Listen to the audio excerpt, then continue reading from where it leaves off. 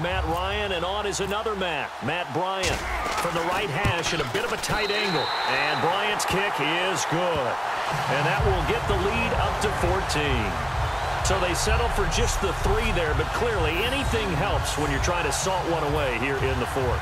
Without a doubt, I think a touchdown would have been the final nail. But 3 does give them some breathing room and lets them build up a little cushion. That's fielded in the end zone. And no run back here. This will be a touchback, and it comes out to the 25-yard line. Back out for another drive comes LeGarrette Blount. And these numbers showing up on the screen, that's why he's their star. They kept him down for a little bit, couldn't keep him down for a full 4 quarters. But what they were hoping for was a half of a game. And if they could have shut it down at the half, they had done their job. But as you mentioned, a full 4 quarters, and the best, they always feel like they're 1 run away from changing the momentum or breaking something big, and we're starting to see that here in the second half. And his throw here's incomplete. LeGarrette Blount was the intended target, and that'll bring up second down. So many offenses want to include their running backs into their passing offense and be able to swing the ball out or check it down to them. But sometimes those guys are just not as comfortable catching the ball as they are running it. Here's Brady to throw. Over the middle, that's caught by Hogan. 8 yards on the completion, but now they face third down. One thing I can say pretty safely, that route is not called if you don't have a guy who can throw the ball and put some mustard on it. Because if you're going to lollipop it in the middle of the field, bad things usually happen. It takes a strong-arm guy who can rifle it in there, and they were able to successfully complete that one. Brady going to throw, and he's got Bennett. There goes Martellus Bennett, and he takes it all the way down to the 3. Brady and Bennett hook up on a big one. 64 yards. So after that big gain, let's see what else the offense has up its sleeve. And in a 2-score game, obviously, every play, every third down, like we saw there, magnified, big pickup. It was a huge pickup. What they really want, though, is to not even get to third down. And he is in. Touchdown, New England. LeGarrette Blount taking it in from 2 yards out, and the Patriots are back within a score. Solid job up front, really just a solid job all the way around to get that one in. Yeah, that was well executed, wasn't it? Well blocked, well run. End result, 6 points. Touchdown. And that'll cut the lead down now to a touchdown. The drive summary, 4 plays, 75 yards. And it ends in a touchdown run by LeGarrette Blount. Gostkowski now, after the touchdown, he'll send this one away. This will be taken in at the 1. And a good return. He's across the 35-yard line, right around the 36. Matt Ryan and the offense heading back onto the field. And the passing game, I mean, look at the numbers. It's fallen off. When a team is struggling, sometimes you look at the quarterback.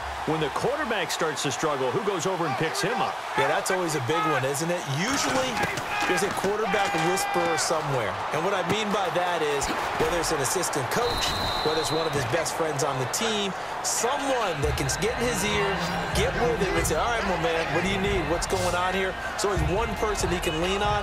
He's going to have to lean on that guy right now.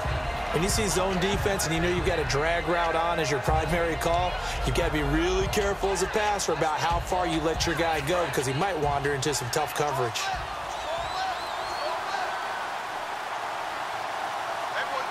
They come up in an offset eye. Ryan on the handoff. It's Freeman. And the play goes nowhere. Losing yardage back near the 40 at the 39.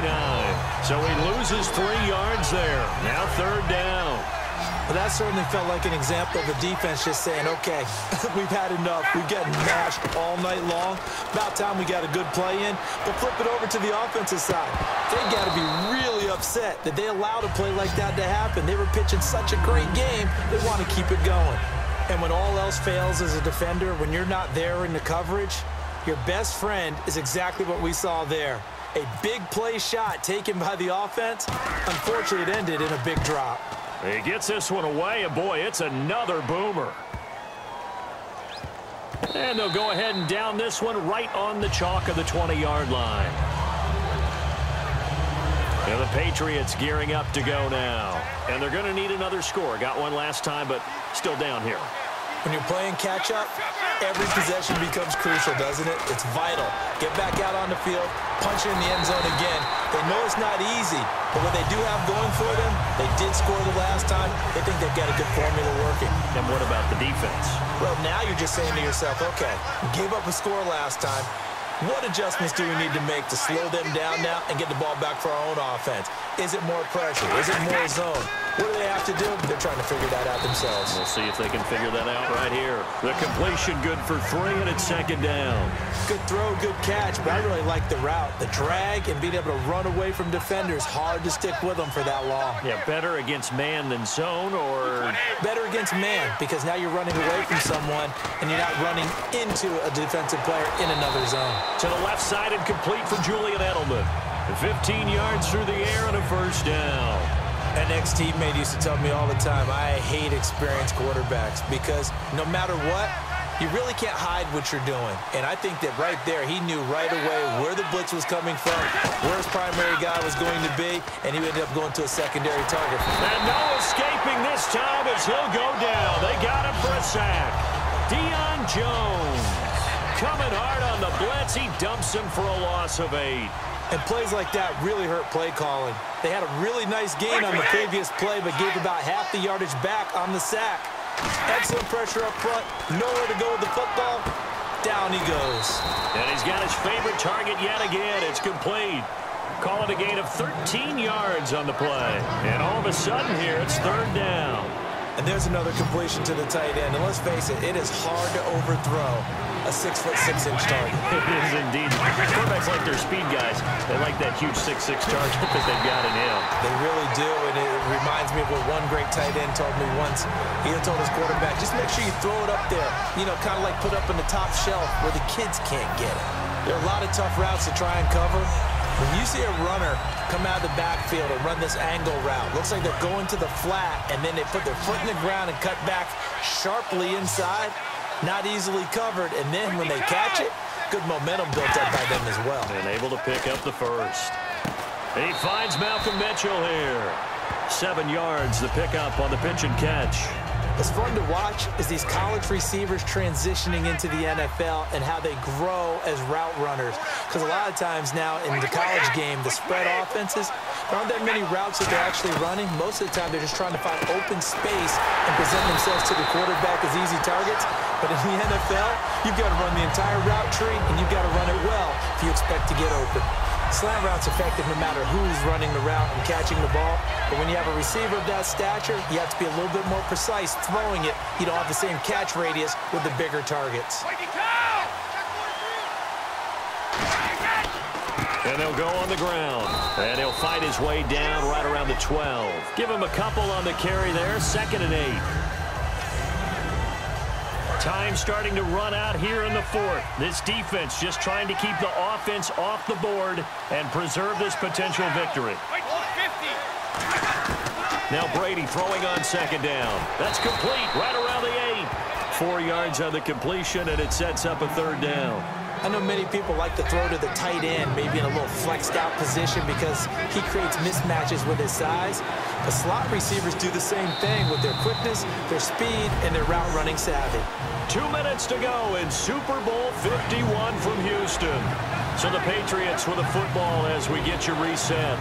They face a critical 3rd down now, needing a score here in the late going. Here's Brady. And he can't get a throw away. He's taken down. What a Super Bowl this has been, and the biggest play comes now. It's 4th down. Now Brady got to have this one. And this is caught for a touchdown. Now hold everything here. Flag in the backfield. This one might be coming back.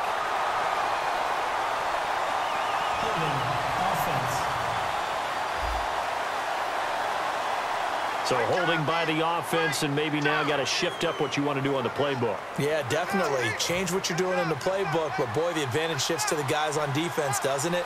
Longer yardage situations, they often become bolder.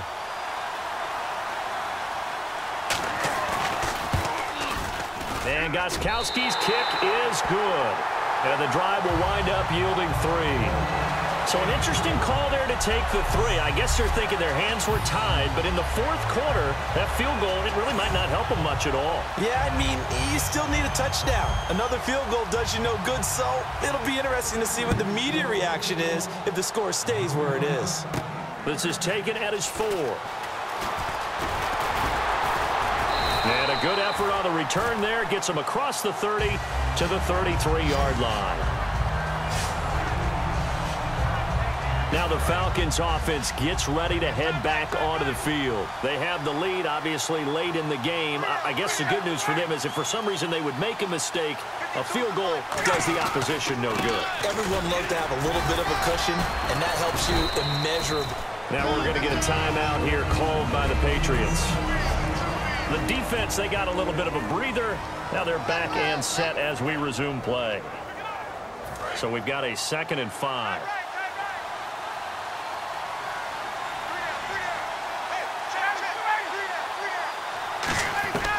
Oh, look at this. Ryan's going to throw it.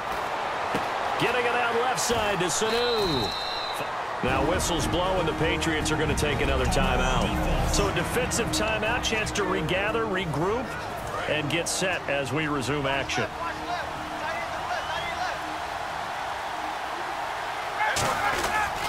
This is Freeman. And for one of the first times tonight, he's going to be held up at the line of scrimmage. Now hang on here. Timeout called by the defense. That'll be their 3rd and final stoppage here as we step aside. Again, they'll run with Freeman. And he'll get this up past the 45 to the 47. Calling a gain of 4, and it'll leave him with a 3rd down and 6 to go. Well, if you're a football guy, that's a pretty run because everyone is in sync right there. Obviously, the guy carrying the ball, but how about the people up front? Leverage, athleticism, they created some nice space for him.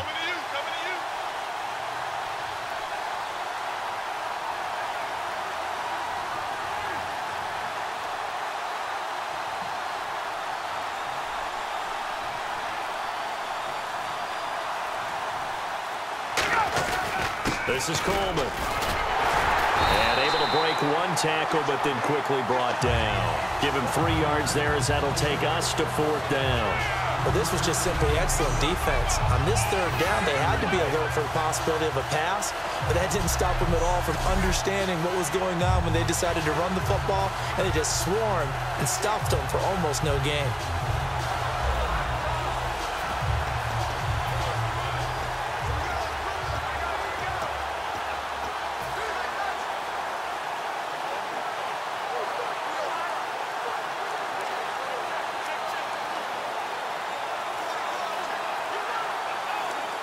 And it's over. The Lombardi Trophy belongs to the Falcons. Yes, the Atlanta Falcons are the Super Bowl champions.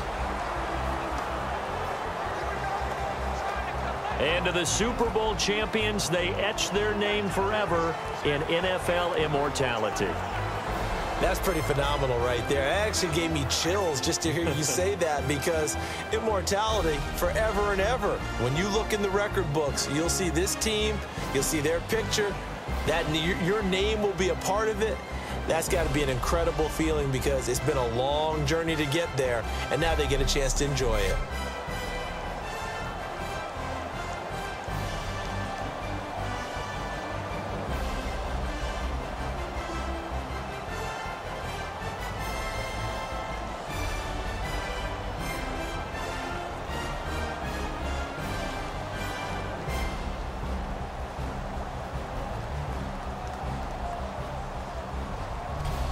And they are the Super Bowl champs. The Lombardi Trophy is theirs, and so are bragging rights for an entire season. What a season it has been. Feels like we have been there every step of the way. Our entire crew doing a wonderful job.